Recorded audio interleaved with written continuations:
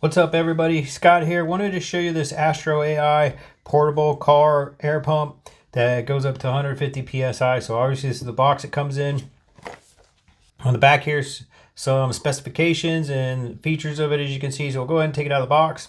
All right, so we got it out of the box here. So here's the main unit here. One nice thing about it is it does look, it is obviously pretty compact. You will need to take this protective film off of it, as you can see here. So go ahead and take that off. It goes around the screen, and then here's all your other attachments. So this is the one that attaches to your car tire. This is for like a bike tire right here, and then here's your other attachments for other items, so such as this needle for inflating a ball, and then some other ones for different types of valves. And then right here you have your charging cable. So it is a USB-C, which let's see where that plugs in here. So it looks like it plugs in the top here, right there. This is a flashlight on front, which is pretty cool. And then you can plug this in here, if you want to charge, when you power this on, you can charge your other portable devices if needed. So this just screws in right here when you're ready to use it. And then here's your instruction manual. So you want to read through this before you get started.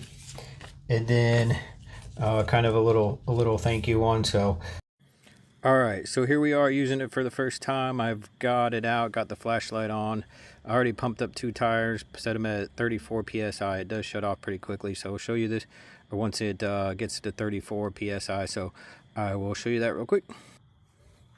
All right, here it is. Here I am screwing this onto the valve stem.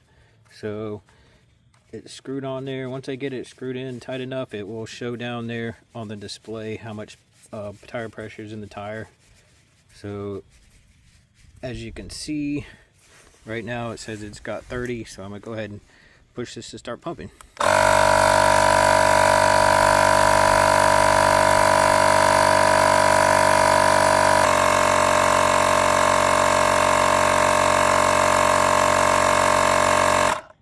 There you go, shut off. Pretty cool. Definitely recommend it.